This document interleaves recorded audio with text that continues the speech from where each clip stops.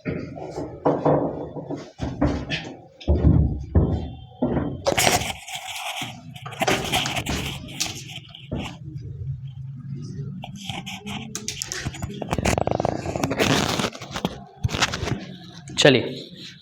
हम बात कर रहे थे क्या, 1857 की क्रांति। ठीक, 1857 की क्रांति में हम लोग इसके कारण के पीछे चर्चा किए थे कि 1857 की क्रांति जो थी, इस क्रांति का कारण क्या था। ठीक है, कारण में हम लोग चर्चा किए थे किस किस टॉपिक पे, तो जैसे हम लोग चर्चा किए थे कारण में क्या, राजनीति कारण, किस प्रकार से अंग्रेजों ने अपनी राजनीति चमकाने के लिए भारत की व्यवस्था बिगाड़ दी थी। ठीक उसी प्रकार से आर्थिक कारण, अंग्रेज धन दौलत कमाने के लिए भारत के किसानों को जितना संभव हुआ उतना टॉर्चर किया लोग क्या। और तीसरी बात अगर हम बात करें कारण के, तो हम लोग बात किए थे क्या, इसके धार्मिक और सामाजिक कारण के बारे में, जिसमें विधवा पुनर्विवाह लाना, सती प्रथा को समाप्त कर देना, ठीक है, ब्याह की नीति लागू करना, ठीक है, लोगों के धर्मांतरण की नीति लागू करना। तो ऐसे काफी सारी नीतियां आई थी जिस कारण से लोग परेशान हो चुके थे। ठीक है, और अंतिम रूप से जो इसका तत्कालिक कारण था, किसका, हाँ, इसका जो तत्कालिक कारण था, क्या था तत्कालिक कारण, तत्कालिक कारण बताए थे कुछ, तत्कालिक कारण याद रखेंगे क्या था। ठीक है, तो चर्बी लगा कारतूस। ठीक है, क्या था ये, चर्बी लगा कारतूस। ठीक है, देखिए, चर्बी लगा कारतूस, कारतूस मतलब वो क्या, गोली। ठीक है, तो मतलब कारतूस जो था वो चर्बी लगा हुआ। ठीक है, मतलब कि होता यह है कि एक अफवाह फैलती है, अब कितना सही था कितना झूठ था पता नहीं, लेकिन एक ऐसी अफवाह फैली कि जिस अफवाह के कारण पूरे भारत में भूचाल आ गया था। अंग्रेजों को हर जगह इस अफवाह का सामना करना पड़ा था। ठीक है, जैसे था क्या कि ये 1856 के आसपास ही, ठीक है, क्या किया गया कि बंदूक जो है वो चेंज किया गया। पहले जो राइफल चलता था उसको हटाया गया, ठीक है, और एक नया राइफल लाया गया वहां पर। पहले जो चलता था वो चलता था ब्राउन बेस। ठीक है, ब्राउन बेस ये पहले चलता था, इसको रिप्लेस किया गया, और इसको रिप्लेस करने के बाद इसके स्थान पे क्या लाया गया, तो इसके स्थान पे लाया गया एनफील्ड राइफल। क्या लाया गया, एनफील्ड राइफल।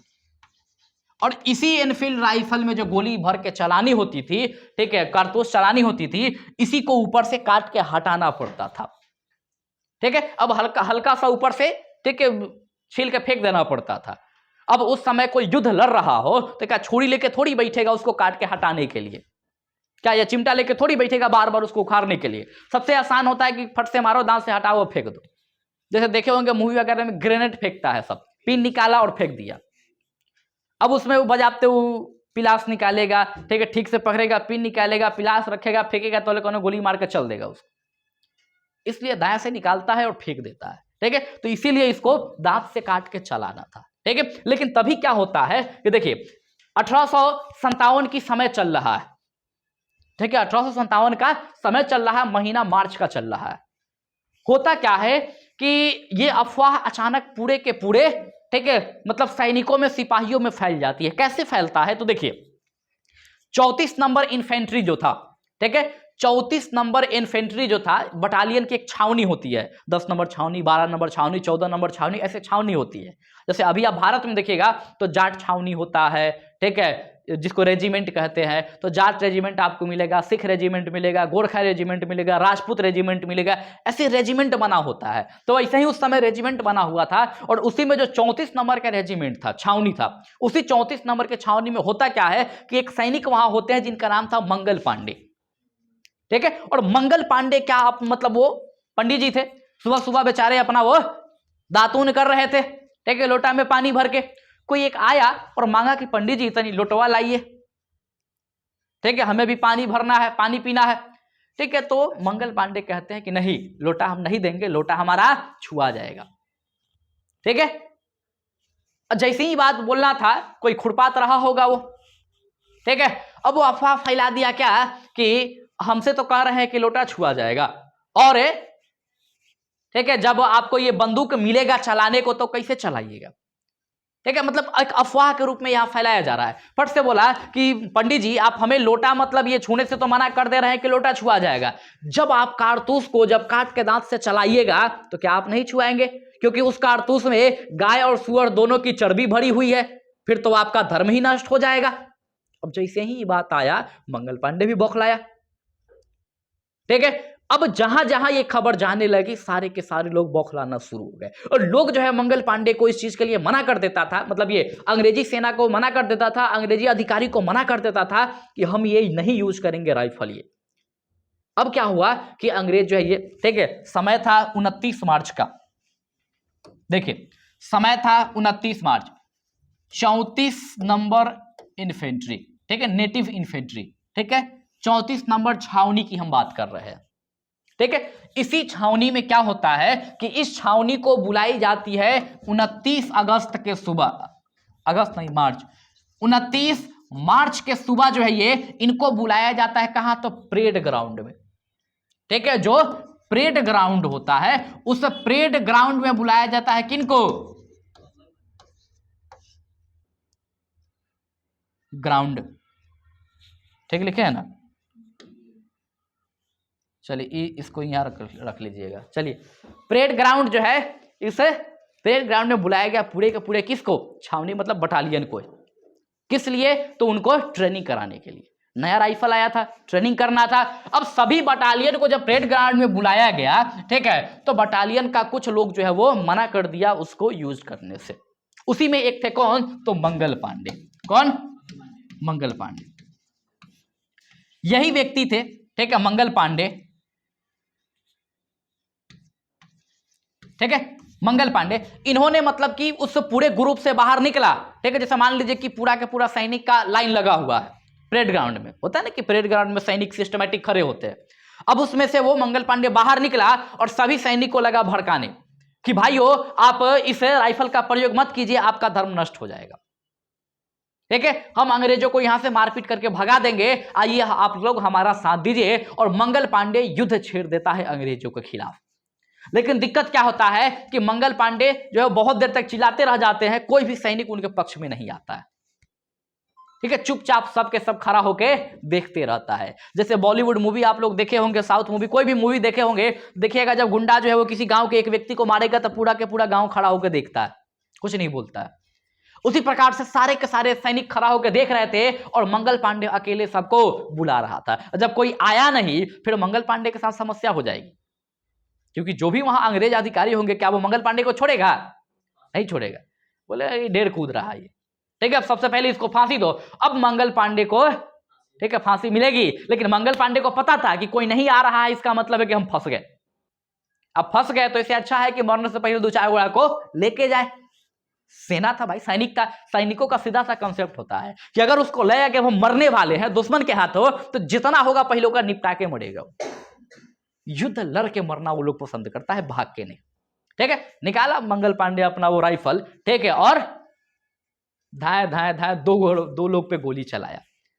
ठीक है, जिसमें एक था जिसका नाम था, ठीक है, हर्सन, ऐसे नाम था, ठीक है, ह्यूसन, ठीक है, हाँ अधिकारी था, अंग्रेज अधिकारी था, ह्यूसन, ठीक है, और एक का नाम था बाग। तो कर्नल ह्यूसन और कर्नल बाग, ये दो कर्नल थे, अंग्रेजी अधिकारी थे, इसी पे गोली चला दिया गया। ठीक है, अब हालांकि दुर्भाग्य से वो दोनों के दोनों बच गया, मरा नहीं, लेकिन मंगल पांडे को गिरफ्तार कर लिया गया। लेकिन जब मंगल पांडे को गिरफ्तार करने आ रहा था तो उससे पहले मंगल पांडे अपने आप को गोली मार लिए थे। ठीक है, लेकिन फिर भी मंगल पांडे का इलाज करवाया गया और इलाज करवा के ठीक किया गया और ठीक करवा के फांसी दी गई। ठीक है, तो फाइनली 8 अप्रैल को, कब? 8 अप्रैल 1857 को मंगल पांडे जी को फांसी की सजा सुनाई गई। ठीक है, किसको फांसी? हाँ, मंगल पांडे को, ठीक है, फांसी पड़ी। ठीक, क्वेश्चन आता है कि मंगल पांडे जो है, मंगल पांडे को फांसी कब हुई थी? तो याद रखिएगा मंगल पांडे को फांसी कब हुई थी? ठीक है, 8 अप्रैल 1857 को। अब यहां से जो है ना थोड़ा सा माहौल गरमाएगा। क्यों? क्योंकि एक व्यक्ति जो है वो मर चुका है और वो अंग्रेजों के विरोध करते हुए मरा। और खासकर हमारी भारत की नीति शुरू से रहा है कि हमारे भारतीयों के दिमाग में और मन में जो है वो उनके भीतर, उनके हृदय में लोगों के लिए, ठीक है, मतलब सिंपैथी तब जगती है जब वो मर जाता है। ये हमारी भारत की नीति है। हम किसी को लेके इमोशनल तब होंगे जब वो यहां से चला गया। जब तक रहेगा यहां मन भर गड़ियाएंगे, ठीक है, कुछ नहीं मतलब उसका ये करेंगे, लेकिन जैसे ही उसकी देहांत तो हो जाएगी, बहुत अच्छे आदमी थे, उनके जोड़ा तो पूरे ब्रह्मांड में नहीं मिलेगा अब, ठीक है, ऐसा लोग मतलब कि करना शुरू कर देता है। ठीक है, खासकर देखिएगा मिलिट्री के बारे में, आर्मी के बारे में। एक आर्मी जो होता है, ठीक है, अगर उसके जीवन में अगर नॉर्मली कोई बात हो रही है तो सरकार भी उसका साथ नहीं देती है, ठीक है, आसपास के गांव वाले भी उसका साथ नहीं देते हैं, कोई भी उसके साथ खड़ा नहीं होगा। लेकिन जब वो आर्मी शहीद होके आएगा तब देखिएगा लोगों का वो स्टेटस पे स्टेटस, कर चले हम फिदा जाने तन साथियों, अब तुम्हारे हवाले वतन साथियों। ठीक है, पूरे गांव तो छोड़िए, पूरा देश के लोग स्टेटस लगाता है।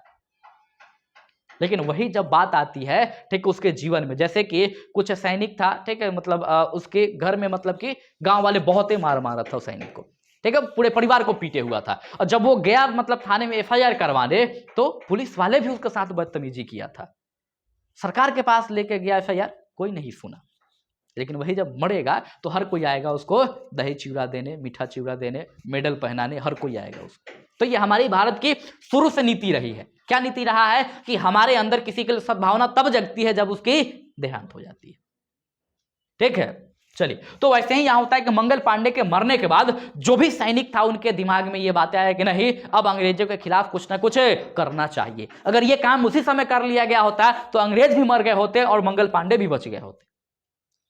ठीक है, लेकिन ये लेट से किया गया। ठीक, अब क्या हुआ कि जितने भी शासक वर्ग के लोग थे, याद कीजिए कल आपको बताए थे कि सतारा को भी हथिया लिया गया था, उदयपुर संबलपुर को हथिया लिया गया था, झांसी को हथिया लिया गया था, अवध और लखनऊ को हथिया लिया गया था, कानपुर को हथिया लिया गया था, सारे अलग अलग क्षेत्र को हथिया लिया गया था। तो वहां के जितने भी शासक थे वो सब भी प्लान बना रहे थे कि अंग्रेजों को निपटाना है। और इधर सैनिकों में ये मैटर हो गया, तो फिर सैनिक के लोगों ने भी प्लान बनाया कि अब अंग्रेजों को निपटाना है। तो इसके लिए जितने भी राज रजवाड़े थे, सभी के सभी राज रजवाड़ों ने क्या किया कि एक मीटिंग किया, गुप्त मीटिंग किया। और गुप्त मीटिंग में लोगों ने ऐसा कहा कि 31 मई को, कब, 31 मई को पूरे संपूर्ण भारत में विद्रोह होगा।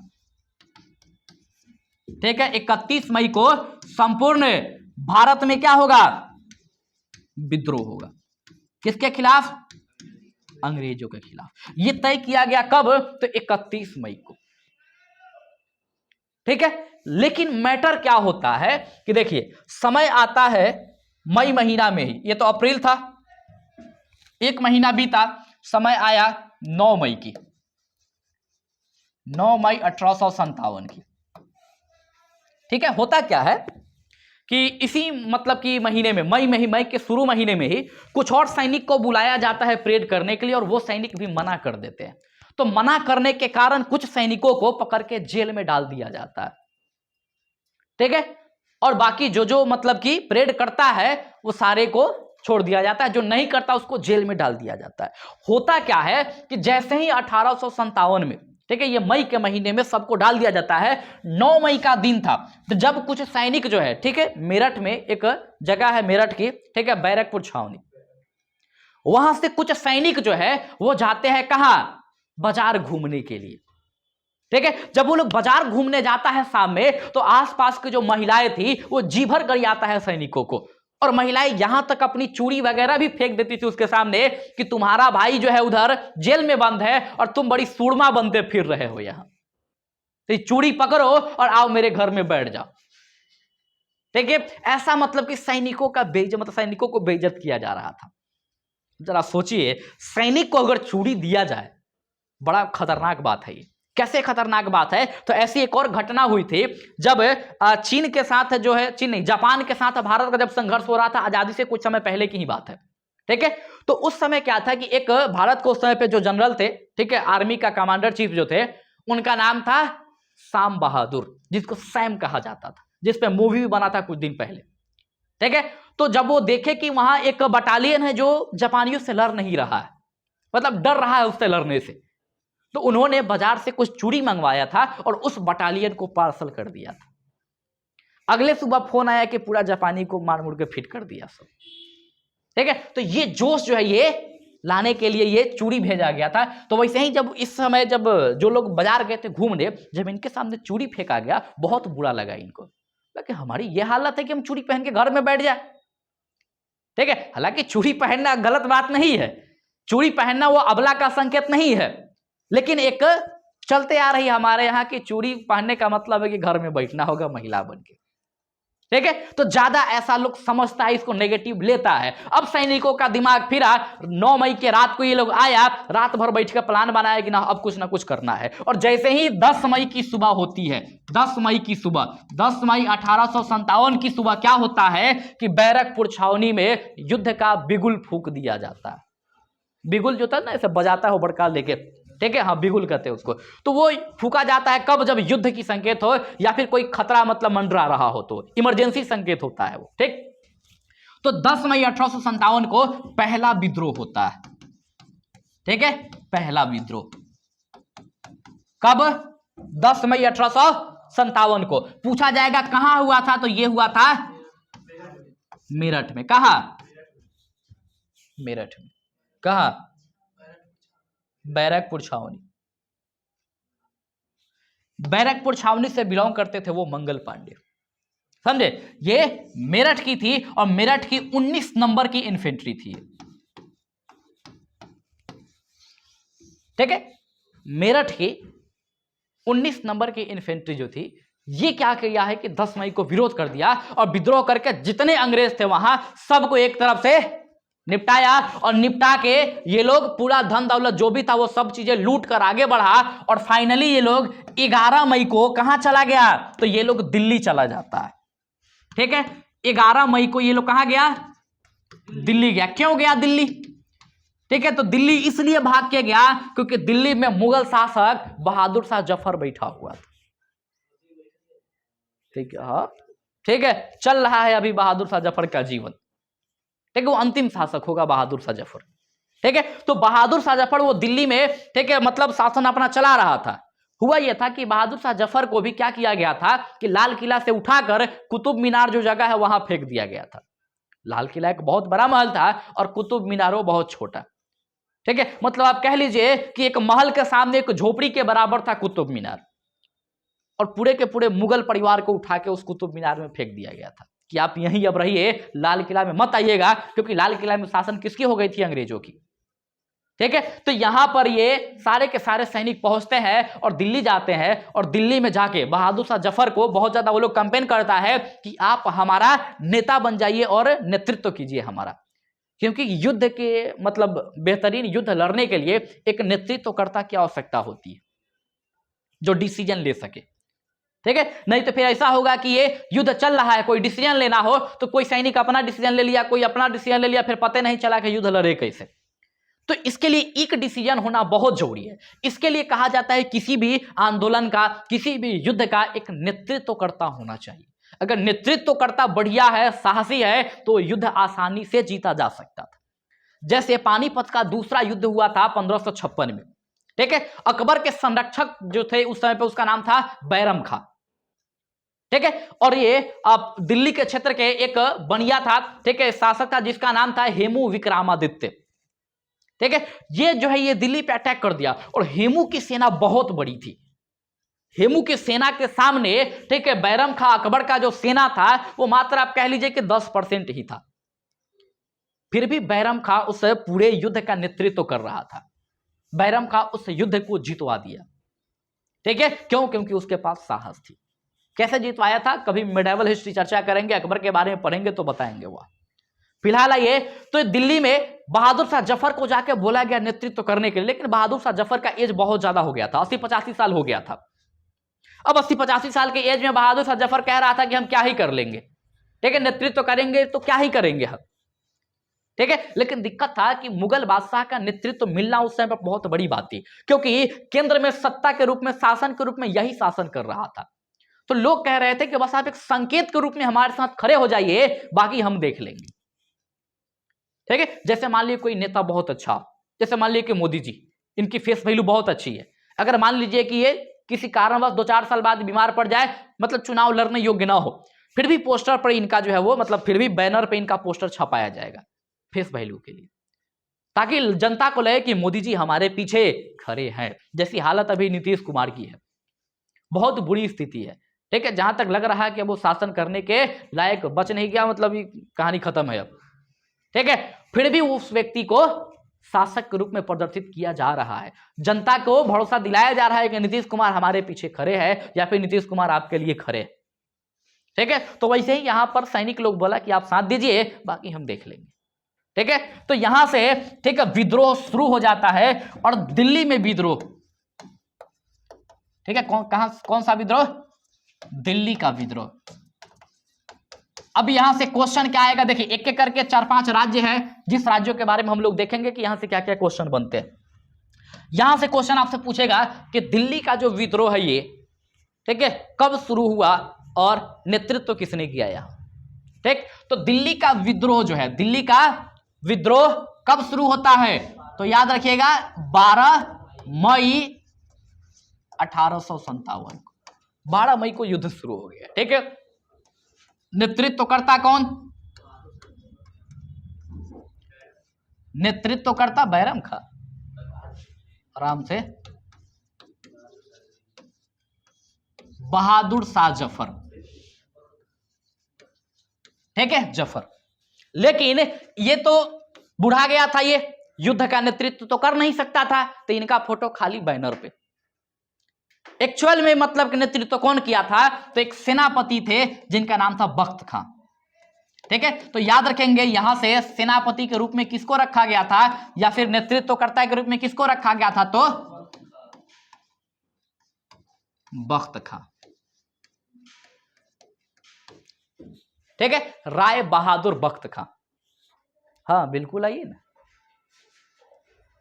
हाँ देखिए, तो ये खान बहादुर बख्त खां, इस व्यक्ति का पूरा नाम था बख्त खां का, और ये जो है ये एक्चुअल में लड़ रहा था रायबरेली के क्षेत्र से, लेकिन दिल्ली के सेना का भी नेतृत्व यही करता था।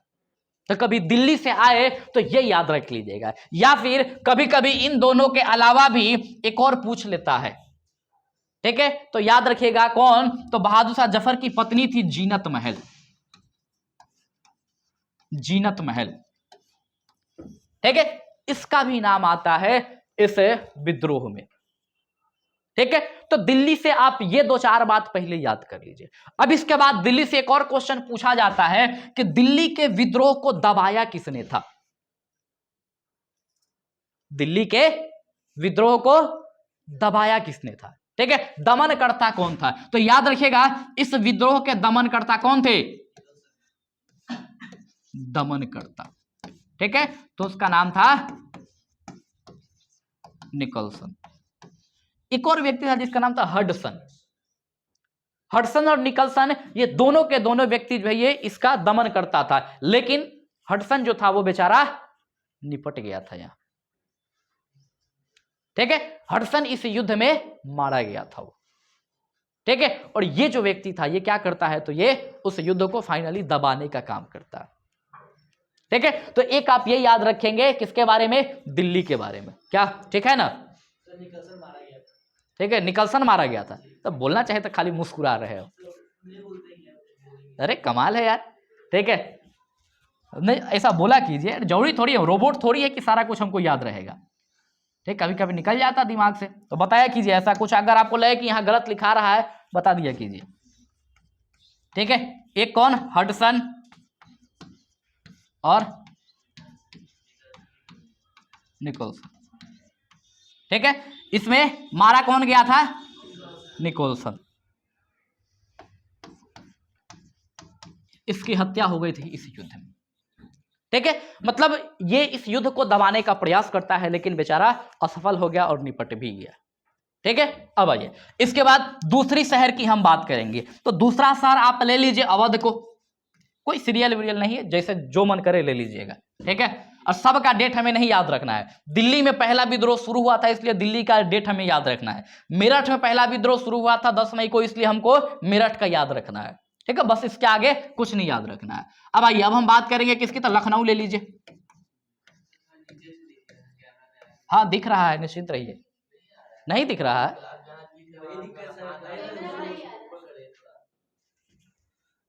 यहां दिख रहा है? गड़बड़ बात है ये।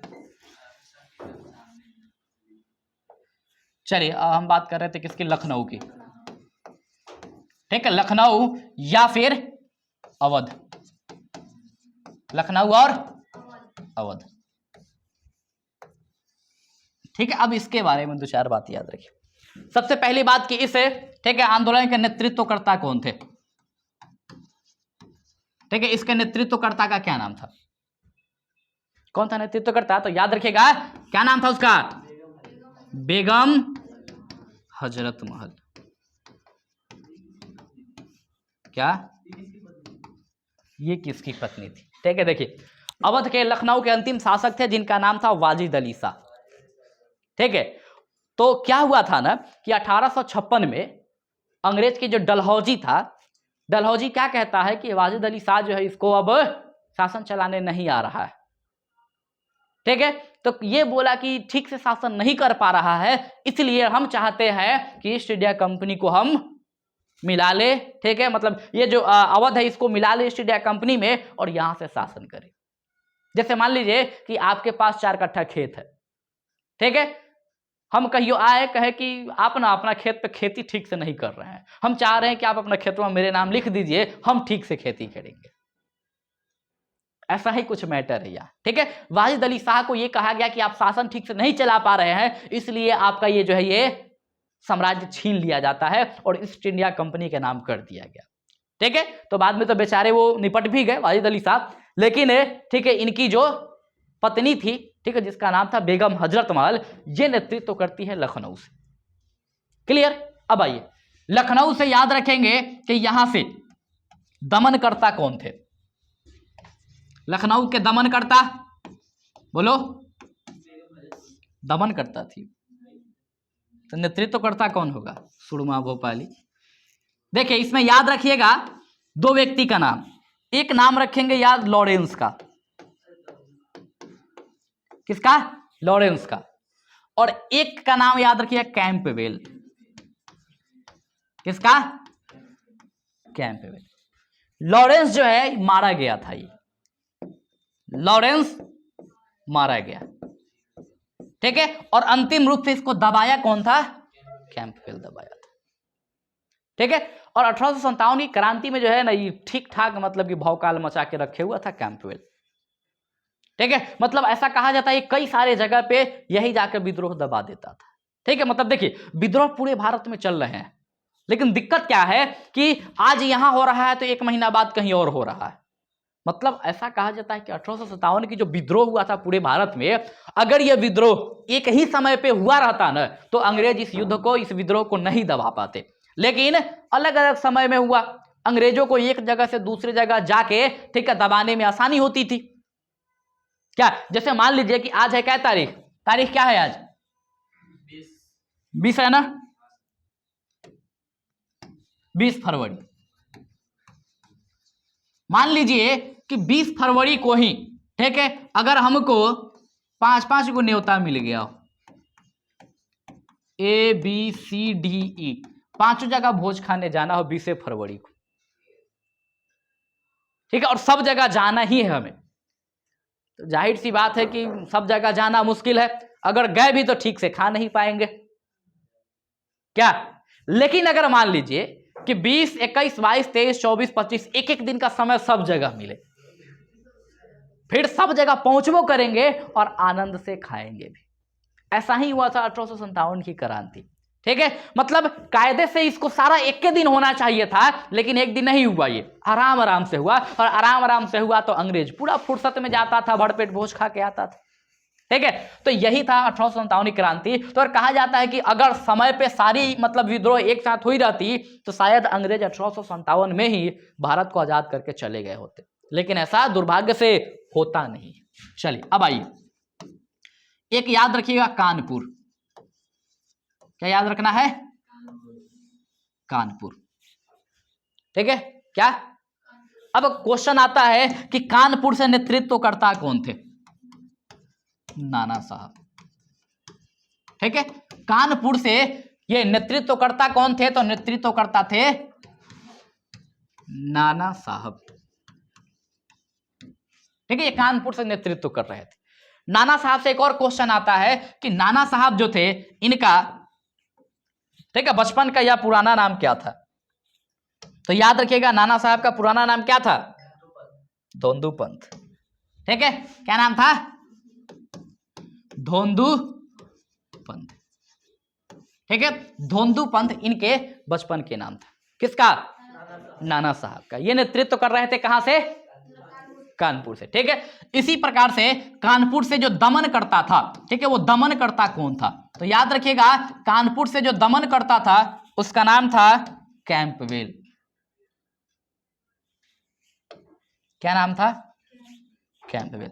तो कानपुर से विद्रोह को दमन करने वाला जो व्यक्ति था उसका नाम था कैंपबेल। ठीक है, मतलब देख रहे हैं ये अकेले घूम घूम के सब जगह भोज खा सकता है, क्योंकि पूरा का पूरा समय है इसके पास। ठीक है, भोज भी हो रहे हैं तो समय समय पे।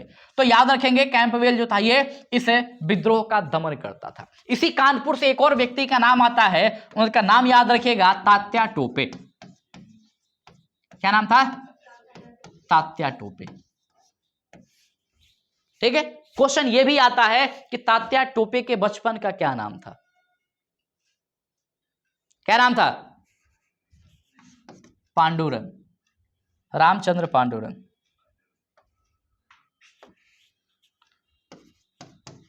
रामचंद्र पांडुरंग। और एग्जाम में ना यही सब क्वेश्चन अभी पूछा जा रहा है, अभी जो ट्रेंड में चल रहा है। ठीक है, सब लोग रट के चल जाता है, कानपुर के नेतृत्व करता नाना साहब और इसके दमन करता कैंपबेल। क्वेश्चन आपसे पूछ दे कि नाना साहब का बचपन के नाम बताइए। क्वेश्चन आपसे पूछ दे कि बताइए, ठीक है, तात्या टोपे जो थे इनके बचपन का नाम क्या था? और एक और क्वेश्चन जो बीपीएससी में इधर 3-4 साल में देखा गया है कि हर साल पूछ ले रहा है, क्या? नाना साहब के बारे में, कि ये कानपुर का जब विद्रोह हुआ था तो इस समय नाना साहब विद्रोह मतलब युद्ध हारने के बाद कहां भाग के गए थे ये? ठीक है, तो याद रखिएगा, नेपाल भाग के चले गए थे ये। कहां भाग के चले गए थे? नेपाल। और तात्या टोपे का जो मित्र था इनके साथ विश्वासघात किया, जिस कारण से तात्या टोपे को फांसी हो गई थी। ठीक है, तो क्वेश्चन आता है कि किस विद्रोही का मतलब कि फांसी हो गया था, किस नेतृत्वकर्ता का फांसी हो गया था? तो तात्या टोपे को फांसी दे दी गई थी। ठीक है, तो कानपुर के जब बात आए तो ये 4-5 बात आप किससे याद रखिएगा? कानपुर से याद रखिएगा। ठीक है, क्या क्या? नेतृत्वकर्ता कौन? नाना साहब। ठीक है, बचपन का नाम धोंदू पंत। ठीक है, दमन करता कैंपबेल। ठीक है, इसी में मतलब नाना साहब के ही सेनापति के रूप में थे तात्या टोपे। ठीक है, इनके बचपन का नाम रामचंद्र पांडुरंग। ठीक है, इनको फांसी हो गई थी। ठीक है, नाना साहब भाग के कहां गए थे? ठीक है, हाँ, तो याद रखिएगा। ठीक है, नाना साहब भाग के कहां चले गए थे? नेपाल चले गए थे। क्लियर है? चलिए, क्लियर है। तो अब आइए, कानपुर के बाद आगे बात करेंगे हम लोग किसके बारे में? बिहार के बारे में। ठीक है, बिहार के बारे में थोड़ा सा याद रखिए। बिहार, बिहार से क्या क्या क्वेश्चन बनेगा? सबसे पहली बात कि वही नेतृत्व करता बिहार से कौन थे? कौन थे बिहार से नेतृत्व करता? वीर कुंवर सिंह। क्या? वीर कुंवर सिंह। ठीक है, वीर कुंवर सिंह। ठीक है, कौन? वीर कुंवर सिंह। ठीक है, चलिए, तो ये वीर कुंवर सिंह नेतृत्व करता थे। और दमन करता कौन थे? कौन था दमन करता? तो याद रखिएगा, दमन, अच्छा क छूट गया, चलिए, आयर और टेलर। कोई नहीं मरा था। ठीक है, जरूरी सब में मरिए जाएगा। चलिए, अगर मर गया होता तो फिर हम लोग युद्ध ना जीत गए होते उस समय पर। क्या? तो ये आयर और टेलर जो है दोनों के दोनों मिलके युद्ध को दबा देता है। एक और यहां याद रखेगा कि बिहार में पहली बार जो विद्रोह शुरू होती है वो कहां शुरू होता है? तो एक जगह थी रोहिणी। ठीक है, रोहिणी। रोहिणी में क्या हुआ था, पहली बार विद्रोह हुई थी। कहाँ, रोहिणी में। तो 1857 की क्रांति का मतलब पहला जो विद्रोह हुआ था कहाँ हुआ था, रोहिणी में। ठीक है, रोहिणी जो है ये प्रेजेंट में आपको कहाँ मिलेगा, तो प्रेजेंट में बिहार से बाहर है ये। कहाँ, झारखंड में है ये। कहाँ है, झारखंड में। ठीक है, यही पहली बार हुआ था। और जब यहां शुरू हुआ था 1857 की क्रांति, तो इसका नेतृत्व करने वाले जो व्यक्ति थे, ठीक है, जिसमें खास करके नाम आता है पीर अली का। ठीक है, क्वेश्चन ये पूछा जाता है कि 1857 की क्रांति में बिहार की राजधानी पटना से नेतृत्व कौन थे, नेतृत्वकर्ता कौन थे। तो याद रखिएगा, पटना से नेतृत्वकर्ता कौन थे, पीर अली। ठीक है, मतलब एक किताब विक्रेता थे, किताब के दुकान था ये आदमी का पटना में। ठीक है, यह आदमी जो है ये 1857 की क्रांति का बागडोर संभाल लेता है। ठीक है, और वहां एक, ठीक है, उसका अधिकारी होता है, अंग्रेज का निपटा देता है। बाद में इनको भी फांसी दे दिया जाता है उसके निपटाने के चक्कर में। ठीक है, तो ये पीर अली का नाम याद रखेंगे। पटना से पहला बार रोहिणी में हुआ था, झारखंड में, याद रखिएगा। ठीक है, नेतृत्वकर्ता वीर कुंवर सिंह। वीर कुंवर सिंह का एज लगभग उस समय पर 80 था। ठीक है, वीर कुंवर सिंह जगदीशपुर से बिलोंग करते थे। तो अगर क्वेश्चन आए कि वीर कुंवर सिंह कहां से बिलोंग करते थे, तो ये कहां से, जगदीशपुर से। ठीक है, तो जगदीशपुर क्षेत्र से थे कौन, वीर कुंवर सिंह। वीर कुंवर सिंह के एक भाई थे अमर सिंह। जब वीर कुंवर सिंह की देहांत हो गई थी, तो उनके देहांत के बाद अमर सिंह जो है उस नेतृत्व को आगे बढ़ाए थे, लेकिन आयर और टेलर दोनों मिलकर उस युद्ध को दबा दिया था। क्लियर। तो ये बिहार से 4-5 बात याद रखिएगा 1857 की क्रांति के लिए। ठीक है, 2-3 बात और याद रख लीजिए। एक याद रखिएगा फैजाबाद। क्या, किसमें नहीं दिख रहा, अच्छा कलर नहीं दिख रहा, यहां भी कट गया।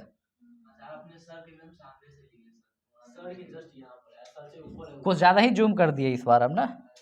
अच्छा कोई बात नहीं, आइए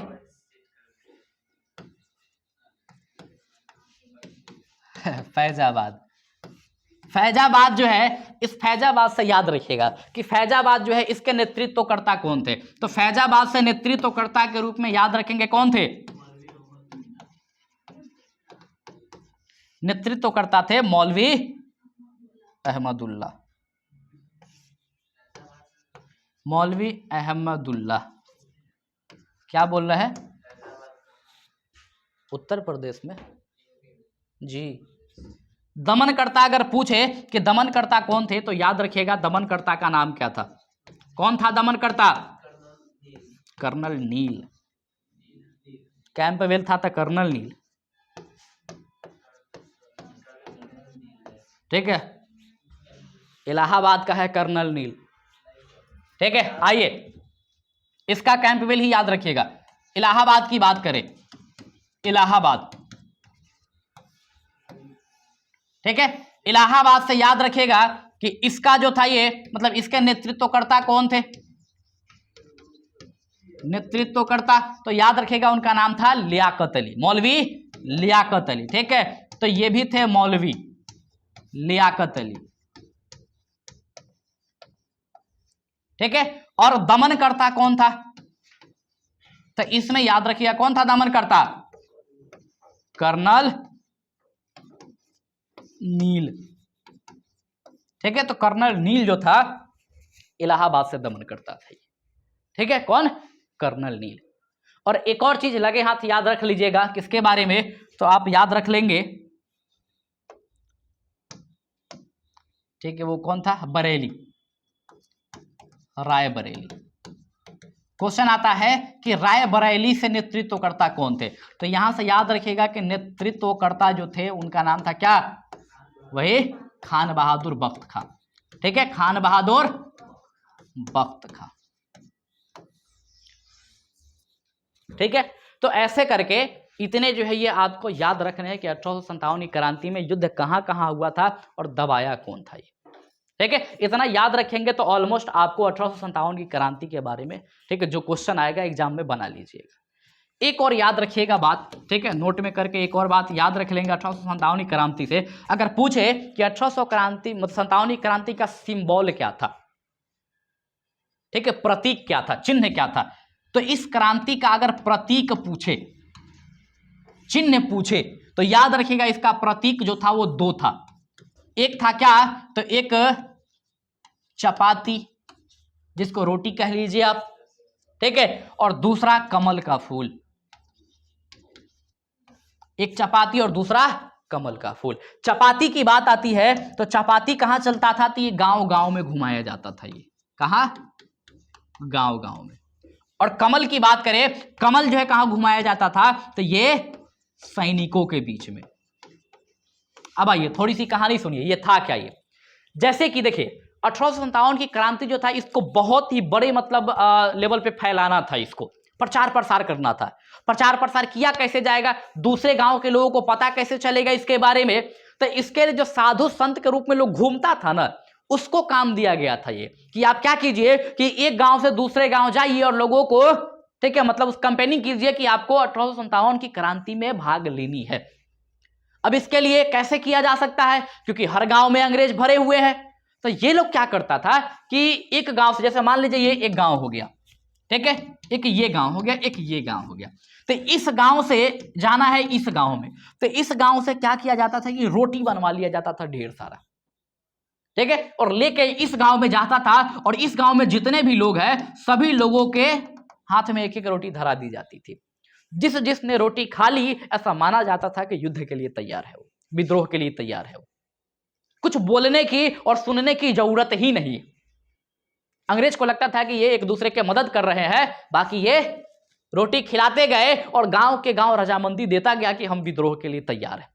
इसीलिए विद्रोह इतना भयंकर हुआ था। मतलब अंग्रेज पूर्ण रूप से डर गए थे, कांप रहा था पूरा का पूरा अंग्रेज। अगर थोड़े दिन और ये व्यवस्था चलती और कोई एक बेहतर नेतृत्व करता होता, क्योंकि बहादुर शाह जफर था वो बुढ़ा चुका था वो, ठीक है, कोई अगर बेहतर नेतृत्व करता मिला रहता उस समय पर, तो उसी समय ये आजाद हो गया रहता भारत, ठीक है। तो ये चलता था कहां, तो गांवों में। कौन, रोटी। कमल की फूल की कंसेप्ट क्या थी, तो ऐसे ही आप मान लीजिए कि ये छावनी है, बटालियन है ये, ठीक है। अब एक बटालियन से होकर दूसरे बटालियन में गया कमल का फूल, ठीक है, तो कमल के फूल सारे लोगों के हाथों से होकर गुजरता था। जिस जिसने अपने हाथ में कमल का फूल पकड़ा, ऐसा माना जाता था कि विद्रोह करने के लिए वो तैयार है, अंग्रेजों के खिलाफ विद्रोह करने के लिए तैयार है। फिर उसके बाद क्या होता था कि अंतिम रूप से जिस व्यक्ति के हाथ में वो कमल का फूल जाता था, उसका काम होता था दूसरे मतलब की छावनी में कमल के फूल को पहुंचा देना। अब फिर उस छावनी में वही होता था, एक एक करके सारे के हाथ से गुजरता था, और फाइनली ये डिसीजन लिया जाता था कि सारे के सारे लोग तैयार है विद्रोह करने के लिए, ठीक है। तो ये 1857 की क्रांति थी। क्या था ये, 1857 की क्रांति।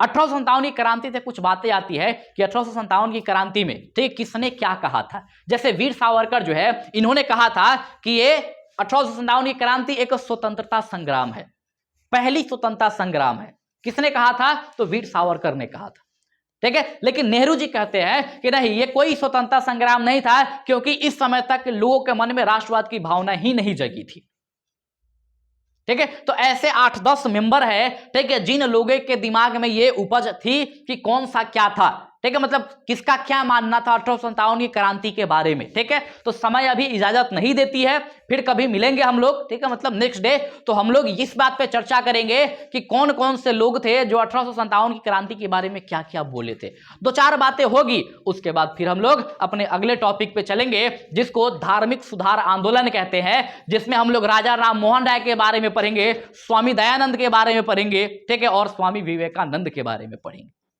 ठीक है। तो धार्मिक और सामाजिक जो आंदोलन हुआ था आधुनिक भारत में, उसके बारे में हम कल से बात करेंगे, ठीक है। फिलहाल हम अपनी सेशन को यहीं पे समाप्त कर रहे हैं। जय हिंद, जय भारत। चलो अब बताओ, किसी को कोई समस्या, ठीक है। चलो कल मिलेगा नोट्स। आज थर्सडे है ना, आज, ठीक है, थर्सडे